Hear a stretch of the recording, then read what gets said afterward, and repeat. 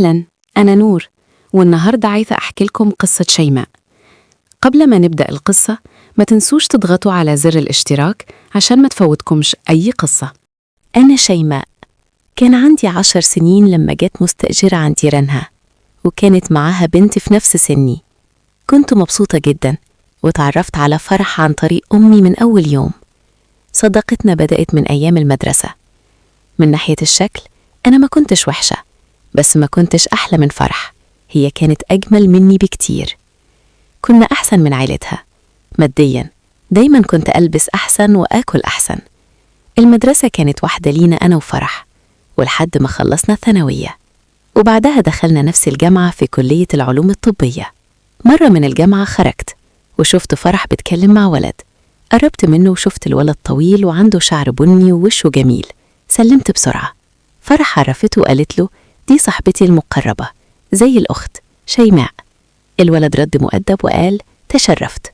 فرح قالت لي إنه ابن عمتها وسنته التانية في الجامعة، وده خلاني أحس بحسادة لأول مرة. من اليوم ده كل مرة بشوف الشريف قلبي بيخبط أكتر. يوم فرح ضافتني على الجروب، أول واحد اتصل وقال لي مرحبا كان الشريف.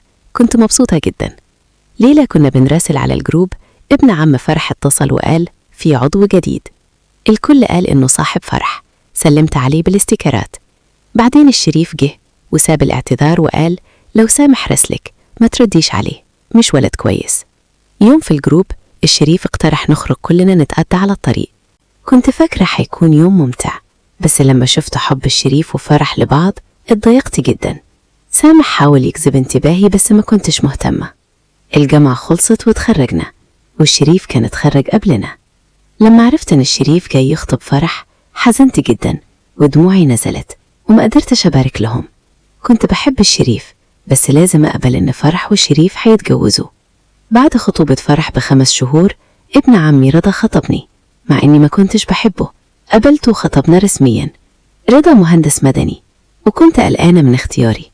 يوم وأنا على الشات بالغلط بعت ستيكر ضحك له، ولما شافت أمي قالت إن الشريف وفرح بيدوروا على شقة، وفضلوا هتفاوضوا مع بابا على شقة فاضية عندنا.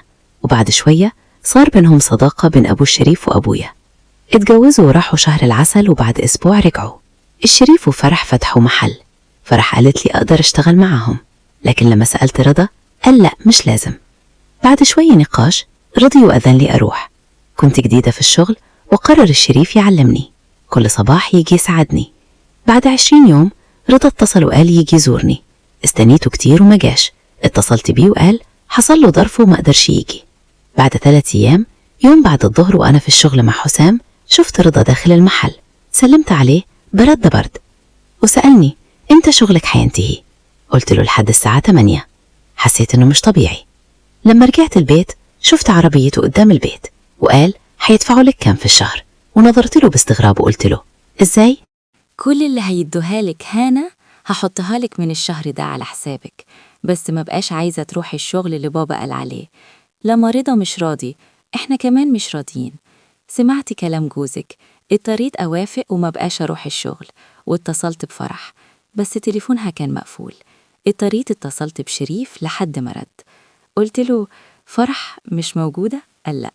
قلت أخو شريف كنت عايزة أبلغك إني مش هقدر أجي المحل تاني. رضا لدم، ومن كتر ما قلبي مليان بدأت أكلمه وأفضفض. من كلامي فهم إني مش بحب رضا. قال ليه لما ما كنتيش بتحبيه وافقتي له؟ مش عارفة كنت ليه كده. قلت له علشان أنسى حب قديم، بس واضح غلط. شريف اتفاجئ وقال ياريت قلتي لي بدري، يمكن كنت هساعدك توصلي له. في قلبي قلت له مش عارف، أنا عملت كده علشان أنسى. بعد كده ما تكلمناش وتصرفنا. كنت بدور على سبب مظبوط لإنهاء خطوبتنا. بعد كام يوم رضا جه عايز نخرج نتسوق، بس كل ما أصر كنت ألاقي حجة وممشتش. في الآخر اتخانقنا وقفلنا على بعض. آخر الليل كل الناس على الجروب أونلاين، كنا بنتكلم نص ساعة. شريف بعت لي رسالة عن الصبر، كتبت له صبري خلص. قال يمكن سؤالي شوية شخصي، بس اللي كنتي بتحبيه مين؟ كتبت له يوم شفته في الجامعة وحببته من قلبي، بس اكتشفت إنه بيحب واحدة تانية ولازم أحرق في حسرتها طول عمري. شريف قال محظوظة إنه عنده حبك الكبير. سكوت. بعد الموقف ده بقى عادة ليا وشريف نبعت لبعض كل فترة، بس مفيش حاجة كبيرة. يوم قال: شيماء ليه مش بتحكي لي اللي جواكي؟ حاسة إنك بتحبيني. قلبي وقف، قلت أيوة اتأخرتي تعرفي. شريف قال: أنا وفرح فعلا بنحب بعض، بس هي عمرها ما كانت بتحبني زيك. أنا عايزة أعيش الحب معاكي. شريف قال: افصلي عن رضا، أقدر أساعدك. وأنا قلت أفكر. اليوم التالي شريف دعاني على الغداء، رحنا على الطريق، حسيت براحة كأني بعرفه من زمان. اليوم التالي فرح قالت: الليلة مسافرة مشهد. قلت ادعولي. فرح راحت وبقينا أنا وشريف نراسل لحد الفجر ونتكلم عن المستقبل. بعدين ظهرا أمي راحت بيت خالتي وقالت: هرجع المغرب. أنا وشريف لوحدنا. شريف لما عرف أمي مش موجودة قال: تعالي تحت. لبست وطلعت. بعدين قال: ما فطرتش، عايز أشوف طبخك. اليوم ده مفيش حاجة حصلت بيني وبين شريف، المشكلة الوحيدة رضا. قررت أواجه أمي وقلت عايزة أفصل عن رضا. أمي اتفاجئت وقالت: مش هزارة، هيضيع سمعتي في العيلة. بس أنا كنت مصرة. اليوم التالي ذهبت لشريف وقال: تعالي بكرة نخرج. خرجنا مع بعض 3 أيام كانت حلوة جدا. فرح رجعت من السفر وجابت لي شال جميل. آخر الأسبوع شريف قال: فرح هتروح بيت خالتش. اليوم ده كنت مع شريف. أمي اتصلت على رضا وقالت: شيماء حالتها وحشة، روح عندها. أنا كنت مع شريف. شفت رضا داخل الحديقة بمفتاح، كنت هقفز. شريف قال: لو اتصل على تليفونك قولي روح تشتري كومبوت هند الشارع، البسي حاجة من ملابس فرح. رضا اتصل وقلت له كده. بعد ساعة شريف بعت لي: ابدأي في إجراءات الانفصال، مش هقدر أبقى معاكي. الصبح قلت الفرح: مش عايزة رضا وعايزة أفصل. اتفاجئت، بس لما شافت إصراري قالت: ما تقلقيش هساعدك. بعدين اتصلت بأمي واتكلمت كتير، قالت: تعالي البيت أشوف مشكلتك. بعدين قالت: ملابس فرح هنا بتعمل إيه؟ قلت: كانت على الحبل في الحديقة، أنا جبتها فوق. قالت: تمام هديها لها. فجأة صرخت: لا مش هديها، أنا هديها. بعد العشاء قلت لأبويا: عارفة إنكم عايزين سعادتي، بس مع رضا مش هبقى سعيدة، ما بحبوش وندمان على اختياري. ما تكلمناش حتى كلمة، مش عارفة إيه اللي في دماغه. الصبح رضا اتصل وبدأ يزعق. أنا مش هزارة. عمه اتصل وقال: شيماء ندمانة. قلت له: أنت ولد كويس بس أنا مش هفيدك. بعد شهر انفصلت عن رضا. لما خبرت شريف قال: دلوقتي بقيتي حب حد واحد أنا. 3 شهور من انفصالي عن رضا عدت، وفي الفترة دي مع شريف. كنا بس بنخرج ونراسل ونتكلم في التليفون لحد يوم فرح جاهي مبسوطة وقالت: أظن إني حامل. اتصدمت من كلامها. بعد ما مشيت اتصلت بشريف وأنا ببكي وقلت له: أنت دايما بتوعدني، لو فرح حامل هتعمل إيه؟ قال: ادعي تكون مش حامل، ولو كانت هديها الطفل وتمشي. كان صعب أصدق، بس كنت عايزة أغش نفسي وأفرح بكلامه. قلت له: شريف أنا من غيرك بموت. قال: لما انفصلت عن رضا أثبت لي. الصبح رحنا أنا وفرح للمختبر. فرح قالت: شيماء بقيتي خالة. بالليل فرح كانت عايزة تعمل مفاجأة لشريف وعزمت والدتها وعيلة شريف. عصبت جدا، طفيت تليفوني ورحت بيت خالتي. اليوم التالي شريف اتصل كتير وطلب مني نتصالح. فرح راحت ليلة لبيت أمها، وأنا رحت عند شريف عشان نكون مبسوطين، ووقع اللي ما كانش المفروض يحصل. شريف طمني وقال: انتي ملكي ما تخافيش. طلعت فوق وما نمتش طول الليل. نص النهار اتصلت بشريف لكنه ما ردش، وكتب لي: فرح حالها مش كويسة، أنا وديتها للدكتور، هتصل بيكي. جابها البيت وقال: لو تقدري تعالي اعملي لها رعاية، أمها مش موجودة لأنها راحت عند جدتها اللي تعرضت لسكتة. فرح لما عرفت سكتة جدتها خافت وبكت. حضنتها وواسيتها وقلت: ما تقلقيش، ربنا يحميها. بعد 3 أيام شريف اتصل وقال: جدتها فرح توفت. الليلة التانية شريف جه عندي بالبيت وبعت لي رسالة: شيماء تقدري تيجي هنا. لما ماما ونزلي ناموا نزلت بصمت. الصبح صحيت وشفت شريف نايم. جمعت حاجتي بسرعة ورجعتها مكانها عشان فرح ما تعرفش. كنت همشي وحسيت حد بيحاول يفتح الباب. شريف حبسني في الدولاب. لما سمعت صوت فرح رجلي رجعت تهتز. شريف كمان كان متوتر وقال: حبيبتي جيتي ليه؟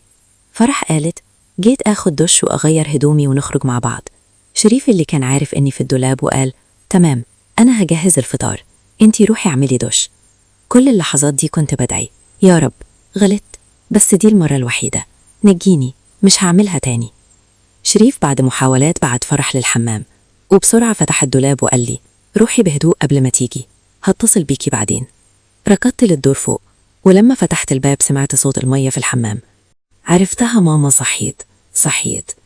دخلت أوضتي وأنا بدعي ومثلت إني نايمة. ماما دخلت وقالت: شيماء، قومي أملي حاجتك، لازم نروح جنازة جدتها فرح ونواسيهم. فتحت عيني وقلت: تمام. ربنا حمى سمعتي قدام فرح وعيلتها، كأنها فرصة أصلح غلطاتي. لما قمت لبست ودخلت الدش، شوية حسيت بحالي أحسن.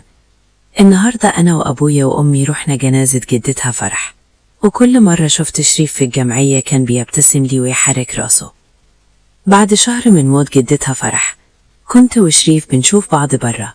كنت خايفة أروح بيت فرح وقلت له مش هنزل تاني. يوم من الأيام عمة فرح دخلت الغضب على الحديقة وراحت الطابية تحت، وبعد دقايق سمعت صراخ فرح ووالدتها بيتخانقوا. عمة فرح قالت: لازم تسيبي مهرك وتنفصلي أو تسمحي لشريف يتجوز. شريف بعدها بكم ساعة جلديت وشال شعر فرح وطرح ورح وقال لها: امشي من هنا، انتي سببتي لي إهانة لأمي. وش فرح اتشوه وكنت مصدومة، عمري ما شفت شريف كده. فرح رجعت بيت أمها وكنت حاسة بحزن شديد. بعد ساعتين شريف بعت لي: عايز أنفصل عن فرح، هاجي قريب، مش هقدر أكمل حياتي مع فرح، مش هقدر أكون أب. بعد 3 أيام فرح جيت تاخد شوية حاجتها وقالت ببكاء: هنفصل أنا عن شريف، بابا مش هيسمح أرجع. بعد شهرين خناقات وفرح وشريف انفصلوا بالتراضي، وجاي عيلتها خدوا كل جهازها. شريف كمان بمساعدة عيلته دفع مهر فرح. 6 شهور عدت على انفصال فرح وشريف. يوم وأنا وشريف في كافيه، جارنا شافنا وراح قال لماما. ماما اتصلت بيا وأنا مش عارفة حاجة. قلت له أيوة. ماما قالت: فينك يا بنت؟ بسرعة قولي. قلت: طلعت مع شوية صحابي. قالت: مع شوية صحابك ولا مع شريف؟ قالت: تعالي البيت أقولك. لما وصلت ماما جت بسرعة وخدت شعري وابتدت تضربني. قفلت باب الأوضة. قالت: لما باباك يجي حعرفه موقفك. مسحت كل الرسايل والصور اللي مع شريف من موبايل، وقلت لشريف: ما تبعتلوش دلوقتي. اليوم ده من حظي بابا جه بدري، وماما حكت له كل اللي حصل. لما عرفت عصب قوي وضربني وقال: لمي لي حاجتك، حوديكي فترة للريف عن جدتك. بعد ما بابا مشي شغلت موبايل وبعت لشريف. الساعة قربت 3 بالليل. رد بسرعة وقال: عامل ايه؟ حكيت له اللي حصل وقرارات بابا، وقلت له: عايزة أطلع من البيت، تقدر تيجي تاخدني؟ قال: أيوة. حطيت شوية هدوم في شنطتي الساعة 4 الصبح وبعت له. جه عندي وقال: أنا جنبك، مش حسيب حد يضايقك. الساعة 7 الصبح موبايل رن. بابا. كنت خايفة أرد. قلت: ألو؟ صرخ وقال: فينك؟ بإذن مين خرجتي؟ قلت: رحت بيت صاحبتي، مش عايزة أروح الريف. قال: ارجعي، مش حوديكي. كذبت وقالت لي: قسمت، خليكي مطمئنة. رجعت البيت. بابا تكلم معايا بس، وخد مني الموبايل وكسر شريحتي. كنت تحت رقابة دايما، بس يواشيكي كنت بتصل بشريف من الموبايل اللي ادهولي. بعد شهر أهلي رفعوا القيود ورحت برا. شريف كان مستنيني، ولما شافني جه عليا. فجأة شفنا فرح وبنت خالتها قدامنا. اتصدمنا وبصت لنا كام دقيقة. بعدها جت وقالت: سمعت شوية حاجات من الجيران، بس مش مصدقة، انتوا من أسوأ الناس اللي شفتهم في حياتي. الصبح اللي بعده لما ماما راحت تتسوق، فرح قالت لماما. لما رجعت البيت بدأت تبكي وتتكلم. عرفت بابا لو عرف مش حيسامح. سرقت شوية هدوم، أوراق شخصية، شوية ذهب وفلوس، وحطيتهم في فرصة لما ماما كانت مشغولة، وخرجت من البيت. في نفس اليوم شريف اتكلم مع أمه عن رحيلي، وطلب منها تروح تتكلم مع ماما عن خطبتي. 3 أيام كنت بعيدة عن بيت بابا وأهلي، حتى مرة واحدة ما حدش اتصل بيا. لما أم شريف راحت للخطبة، بابا قال: مفيش بنت اسمها شيماء بالنسبة لي. بعد أسبوع بابا جه لوحده للمحضر، وأنا تجوزت شريف. حتى ما بصش في وشي وأمضى وروح. من ناحية شريف بس كان أهله موجودين، أقاربي بس خالتي كانت متواصلة معايا. أنا ما عنديش جهاز ولا بيت. رحت مع والدي ووالدة شريف عند بيتهم، قررنا أعيش معاه لحد ما يجيب بيت. شهر بعد الجواز استأجرنا بيت 70 متر تحت بيت أم زوجي. بعد 3 شهور كل حاجة كانت تمام، لحد ليلة خالتي اتصلت وقالت: باباك تعب، ودوا مستشفى. رحت سرا وقالوا لي أصاب بسكتة دماغية. بابا توفى في نفس اليوم العصر. وأخوي اللي مش شايفني بعت لي رسالة: لو شفتك في جنازة بابا حامل لك حاجة. رحت للجنازة وبكيت كتير وكنت بطلب منه يسامحني. بعد 2 شهر من وفاة بابا قالي غثيان، عمل التحليل وطلع إيجابي. بالليل شريف لما شاف التحليل قال يا ريت ما كنتيش حامل، دلوقتي مش وقت عشان نعمل طفل. بس أم زوجي كانت مبسوطة وقالت الطفل بركة في الحياة. التعب والمرض خلاني أبعد عن شريف، وكان بيجي متأخر بالليل. في الشهر الرابع من حملي رحت أشعة، الدكتور قال الطفل بنت. الأيام عدت وتصرفات شريف كانت بتسوء، وافتكرت لما كان معايا وبيكذب على فرح. يوم كنا رايحين للدكتور شريف حاول يجيب دوايا، ولما نزلت من العربية سمعت صوت من التابلو، فتحته ولقيت موبايل لمس من غير رمز. فتحته بسرعة ولقيت رسائل شريف مع بنت اسمها رنا. كانوا بيرسلوا لبعض رسائل حب. لما فتحت موبايله لقيت صور كتير ليهم مع بعض. الدنيا اتقلبت في دماغي. قبل ما شريف يجي خدت رقم البنت من الصور وصورتها ورجعت الموبايل في مكانه. لما شريف وصل ما قلتش حاجة، بس لما وصلني البيت قال لي عندي شغل هرجع بسرعة. وصل بسرعة الساعة 1 بالليل. كنت صاحية على الكنبة وأنا باكية عينيا مولعة. لما شريف شاف وشي اتخض وقال إيه اللي حصل؟ ليه صاحية؟ قلت له كنت فين؟ قال شيماء تعبت جدا، ما تزعليش مني، ونام. تاني يوم كلمت نسرين وحكت لها كل حاجة. لما وريتها صورة رنا قالت دي دايما في الحفلات، إزاي ما شفتيهاش الليلة دي؟ وقالت بتشتغل في الصالون. خديت عنوانها وبعد الظهر رحت محل شغلها. لما شافتني عرفت، جت وقالت لي يا سلام يا شيماء. قلت لها عايزة أكلمك. وريتها في أوضة. لما قعدت قدامي قلت لها من غير مقدمات زي ما انتي شايفة أنا وشريف هنبقى أم وأب قريب ونحب بعض جدا. جيت أقولك سيبي حياتي. رنا قالت أنا ملياش دعوة بحياتك. قلت لها عارفة أنك مع شريف، شفت صوركم. بأدب بقولك سيبي حياتي وإلا هتصرف معاكي بطريقة تانية. رنا في الأول ما وافقتش، بس لما شافت عندي صور ورسائلهم قالت امسك نفسك قدام جوزك، بيحبك وبيقول زهقت من شيماء، لو مش عشان الطفل كنت اتطلقت منه. بدأت اتخانق معاها وخرجت باكية. صعبت عليا، لكن ركبت تاكسي وروحت بيت شريف. دخل شريف غاضب وقال عملتي ايه؟ قلت له انت وحش، ضحيت بكل حاجة عشانك حتى أهلي وانت بتخانق براحتك. قال شغلي مش ليك، وجي قدامي وابتدى يضربني ويقول لي كلام كتير. لحظة صحيت لقيت ألم شديد. كلمت نسرين وقلت حالي وحش، تعالي بسرعة. نسرين جت وخدتني المستشفى. الدكتور بعد الكشف قال لازم تولدي بسرعة. الطفل كان 7 شهور. نسرين خبرت شريف وبعدين حماتي. شريف وصل في نص ساعة. لما شافني حاسس بالشفقة. طفلي بما إنه اتولد بدري كان لازم يقعد شوية في الجهاز، وبوساطة مامته اتصلحنا. شريف وعد يقسم ربنا مش هيتدخل في رنا آني. سمينا بنتي دينا. كل حاجة كانت تمام. شريف بعد سنة اشترى بيت وسيارة. يومها دينا كانت بتتقيأ، خديناها للدكتور. بعد الأشعة قال حسب الصور عندها ورم في المخ. ما كنتش قادرة حتى أبكي. بعد 2 أسبوع من التشخيص حددوا لها موعد عملية. نسبة الخطر عالية. في يوم خريفي مطروني ودخلتها العملية. بعد ساعات قالوا العملية تمام. إحنا وشريف فرحانين جدا، بس بعد 3 ساعات بعد العملية بنتي اتدهورت وماتت، وتركتني وحيدة في دنيا مليانة حزن. بعد رحيل دينا 6 شهور قدرت أجمع نفسي شوية وسجلت في كورس رسم وروحت جيم. شريف بقى هادي أكتر من قبل. كل مرة أكلمه يقول فرح واخدانا. سنة عدت، وفي المدة دي كل مرة أقول لشريف نجيب طفل كان رافض، يقول مش عايز طفل تاني. يوم سمعت من مامتي فرح اتجوزت واحد من معارف أبوها عشان تكمل تعليمها مع زوجها المهندس المعروف. رايحين كندا. 2 سنين عدت. السوق كان وحش. شريف عليه شيكة مرتجعة. اضطرينا نقفل محل ونبيع العربية. بس يوم عن يوم حاله يتدهور. عنده ديون كتير واضطرينا نبيع البيت كمان. شريف ما قدرش يتحمل الإفلاس. يوم جا البيت قال من المغرب صدري وجعني. نص يوم بعده أبو زوجي اتصل وقال شريف تعبان. وديناه المستشفى. شريف عمل عملية قلب مفتوح والحمد لله اتحسنت. 3 سنين عدت والمشاكل قلت. شريف قال: حرتب برامجنا، آخر الأسبوع نسافر. قال: حنروح بعربيتنا.